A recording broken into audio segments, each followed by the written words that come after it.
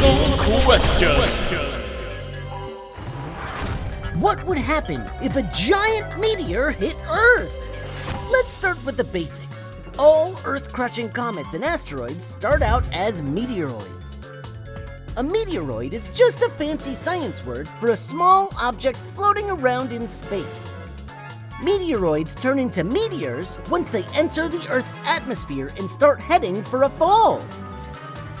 Sometimes we call meteors shooting stars because the friction and heat of entering the atmosphere causes them to burn and glow in the sky. If a meteor survives its freefall without getting completely burned up, well, then its name changes one more time to a meteorite. Okay, now that we've got the science of asteroids and meteors down pat, let's get right to the terrible topic. What would happen if a giant meteor came crashing down to Earth?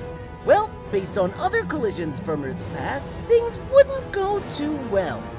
The best known example is probably a meteor that came crashing down to Earth about 65 million years ago. That collision created a massive crater in the Gulf of Mexico that threw so much moisture and dust into the air that it blocked the sun, causing temperatures to drop, which led to the extinction of the dinosaurs. So, yeah, that didn't go great. But the good news for those of us living on Earth today is that these kinds of disastrous events are extremely rare. Experts say they only happen about once every 100 million years or so. And on top of that, there are thousands of scientists and agencies all around the globe that keep a close eye on outer space, just waiting for things that might come crashing down to Earth. So really, compared to any other time in history, we're pretty well prepared. What was the loudest noise ever made? The loudest noise ever heard on Earth was made around 10 a.m. on August 27, 1883. The sound came from an Indonesian island called Krakatoa when its volcano had a catastrophic eruption, causing a truly massive noise. The volcanic blast was so large and loud, it quite literally blew the island apart. You see, as pressure built and built from gas deep inside the volcano, an entire side of the mountain finally caved in from all that internal pressure, causing a massive landslide. The landslide and collapsing walls likely let seawater, air, and other atmospheric gas flood into the crumbling caldera, reacting with the magma inside. Instantly, the reaction started producing enormous amounts of steam, which caused a huge buildup of pressure that eventually led to the final giant loud explosion. The Krakatoa eruption is said to have reached upwards of 310 decibels at its loudest. That's really loud. For reference, a space shuttle launch only reaches up to 170 decibels. Experts say that any person within 15 miles of the blast would have gone deaf almost instantly. Even over 100 miles away from Krakatoa, the noise measured in at over 170 decibels. It was so loud, it could be heard thousands of miles away in places like Australia and the island of Rodriguez, which was more than 3,000 miles away from the eruption. In fact, it was loud enough to continue making noise even after humans could no longer hear it. Instruments around the planet measured the sound waves from Krakatoa as they circled the globe 3 to 4 times in both directions before finally dying out a full 5 days after the blast. So, while mankind continues to build some truly loud and powerful inventions, they can still pale in comparison to the power of the Earth.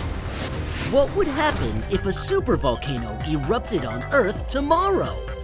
There's been only 11 massive supervolcano eruptions in Earth's history. The most recent was over 26,000 years ago on the North Island of New Zealand. Other massive supervolcano eruptions were in Colorado, Indonesia, Chile, Bolivia, Argentina, New Zealand, and around Yellowstone National Park in the western US. A supervolcano definitely will erupt at some point. That we know for sure. So what exactly would happen if, say, Yellowstone supervolcano erupted tomorrow? Well, for starters, the lava itself will be the least of our problems. The last time Yellowstone supervolcano erupted, the lava never left the boundaries of the national park. The ash, however, was catastrophic and would be even more destructive today. For 500 miles around Yellowstone, the ground would be covered in more than 4 inches of ash, and cities as far away as New York and LA would get a light dusting. Closer cities would potentially be covered in several feet of ash. Buildings would be at the risk of collapsing, and winds could create large dunes of ash that completely cover roads and structures. The eruption would shut down communication with air travel all around the country, and the huge cloud of ash would likely cause a winter that lasts a full year because the sun would be blocked out by the ash. Farming in the Midwestern US would be completely devastated by the cloud of ash, and highways across the country would become dangerous for driving. Lakes, streams, and rivers around the country would be clogged with gray, ashy muck. But maybe the worst effects from the cloud of ash would be global. Temperatures on Earth would plummet by over 20 degrees and could last for more than 10 years. This temporary cooling of the planet would change the weather so much that it would likely cause massive loss of fruits, vegetables, and cattle. But fear not, because a Yellowstone megablast wouldn't kill everyone. There is no mass extinction after the last 3 major Yellowstone eruptions, and no supervolcanoes have caused extinctions in the last few million years. And don't worry, guys, Yellowstone supervolcano only erupts once every 600,000 years or so, and it last erupted, let me just look this up, 640,000 years ago, so it's 40,000 years overdue, and it's what started the last ice age. Ah! What exactly would happen if humans suddenly disappeared completely from the planet? According to the book The World Without Us, the changes to the Earth would be drastic, and some would be immediate. Within just a few hours, lights around the world would shut off without humans working at power stations to keep them on.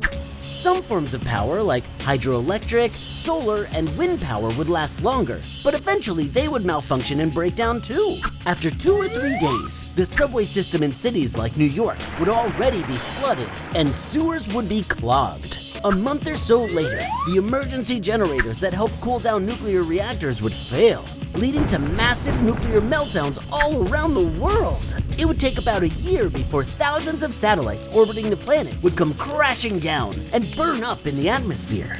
In just 2 years or so, rats and cockroaches would die off in cities with cold climates, since humans would no longer provide warmth and food.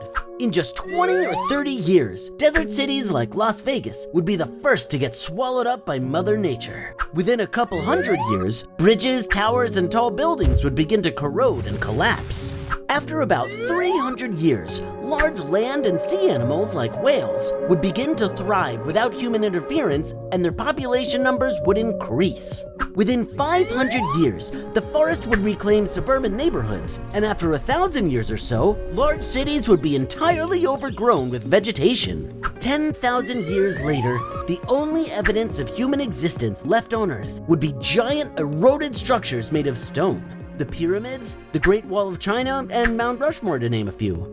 The absolute longest-lasting evidence of human existence would be in space. The Voyager 1 spacecraft, carrying a golden record full of messages and greetings from Earth, travels farther and farther into space every day and should last the next billion years. Have you ever stopped and wondered why all the oceans are salty? There are 5 oceans on our planet. The Pacific Ocean is the biggest, then the Atlantic, Indian, Southern, and Arctic Oceans. Some oceans are saltier than others, but usually around 3.5% of ocean water is salt. You see, the sea floor has huge amounts of minerals that are constantly being swished, swirled, and stirred up by the natural motion of the ocean. This causes tiny amounts of minerals, called salts, to break away from the sea floor and dissolve into the ocean water, making it salty. Lakes, streams, and rivers, on the other hand, aren't salty at all. But why? Why is it just the oceans? Well, it turns out that lakes, streams, and rivers do actually have small amounts of dissolved salt in them too. It's just a much smaller amount than in the ocean. Salty minerals have a hard time building up in lakes because lakes tend to have rivers and streams that carry away the minerals quickly. The lake can't dissolve as much salt as the streams and rivers can carry away. And guess where all the streams and rivers carry that salty mineral water? To the ocean! So, not only does the ocean do a good job of making its own salt water, it also takes in all the salts and minerals from lakes, streams, and rivers around the world. But some lakes don't have rivers and streams to take the salt away. When that happens, you end up with the Dead Sea or the Great Salt Lake. Since they have no outlets, the salt slowly builds up in the water with nowhere to go, making the water way more salty than the ocean. The Great Salt Lake can get up to 27% salt, and the Dead Sea can be close to 34%. Remember, the oceans are only 3.5% salt. That's about 10 times saltier than the ocean, which means no aquatic life can survive there except for bacteria. So, whether it's the saltiest lake on Earth or a fresh babbling brook, there's always some salt in the water. What would happen if all the ice actually melted away? The polar ice caps are the giant, thick sheets of ice that cover the North and South Pole. Those mega-sized masses of ice contain most of the planet's fresh water supply. As temperatures on the planet slowly rise, the ice caps start to melt and break apart bit by bit. But what would happen if the ice caps and snowy mountaintops around the world melted away completely?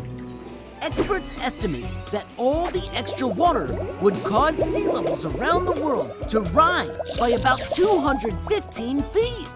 That might not sound too bad, but it would have a massive effect on the coastlines around the world. In Asia, more than 600 million people in China alone would be displaced, as would all of Bangladesh, most of coastal India, and dozens of other cities. In Australia, an inland sea would form, and most of the coast would be underwater, where 4 out of 5 Australians currently live. Africa would lose by far the least landmass if all the ice melted, but that doesn't mean lots of well-populated places would be in peril.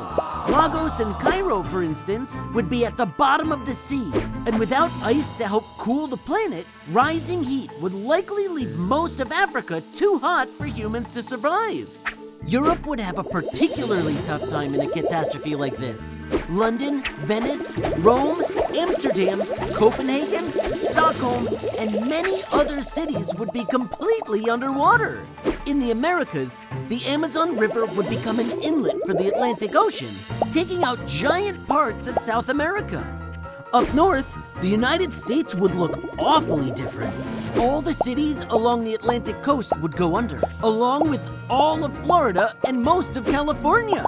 Now, before you get too scared and start running for the hills, it's important to remember that something like this would never happen overnight. But that also doesn't mean it couldn't happen. That's one of the many reasons why it's so important for us to take care of the planet. What would happen if the oceans disappeared? The Earth has 5 oceans: the Pacific, Atlantic, Indian, Southern, and Arctic. All together, they're known as the world ocean. All that water plays a pivotal role in Earth's ability to sustain life. So if it was all to dry up, we'd really be in some trouble. You see, our oceans move radiation that comes from the sun all around the planet. They take in the sun's warmth and energy, then move it around in currents of water that cycle warm towards the poles and cold water towards the equator. This transfer is the key to keeping our planet from getting too hot or too cold. Without oceans, the sun's rays would cook the equator and leave the poles so cold, nothing could survive there. The Earth's oceans are also important for the water cycle. As you probably know, H2O evaporates from oceans, lakes, or any body of water into the air where it forms clouds that eventually drop back down in the form of rainfall. Without those clouds forming, rain would be rare, and Earth would quickly become a desert almost everywhere. Animals and most plants would dry out and die fairly quickly without oceans and rain. All that dead plant life, combined with dry, rising temperatures, would cause massive fires that would stretch for thousands of miles. All those extreme flames would release tons of carbon dioxide into the air, slowly choking out the atmosphere and heating up the planet even more to temperatures over 150 degrees Fahrenheit. So, as you can see, life without our oceans would be pretty grisly. But there is one piece of good news. Experts estimate that, at the earliest, the oceans would take several 100 million years to evaporate, and it would take close to 1 billion years for Earth to dry up completely. So, don't worry, the oceans aren't going anywhere. Let's just not take them for granted. Where did all this sand come from in the first place? Sand is made from a natural process called erosion, which is when something is slowly worn away by some sort of natural force, like wind, water, or just the wear and tear of animal traffic. Sand is made when rocks are slowly whittled down into tiny little pebble grains. The long, slow process starts all the way up high in the mountains. That's where alpine winds and water first get to work, breaking down massive mountains tiny little piece by tiny little piece over thousands of years. As rocks chip off mountains or break away into rivers, they make their way slowly downstream, eroding and breaking down into even smaller pieces as the water swirls the rocks around. Eventually, all rivers lead to the ocean, and so do most of our mountain rock particles traveling downstream. As they go, waves, tides, and other stuff in the water keep breaking down those pieces until they become those tiny little rock grains we call sand.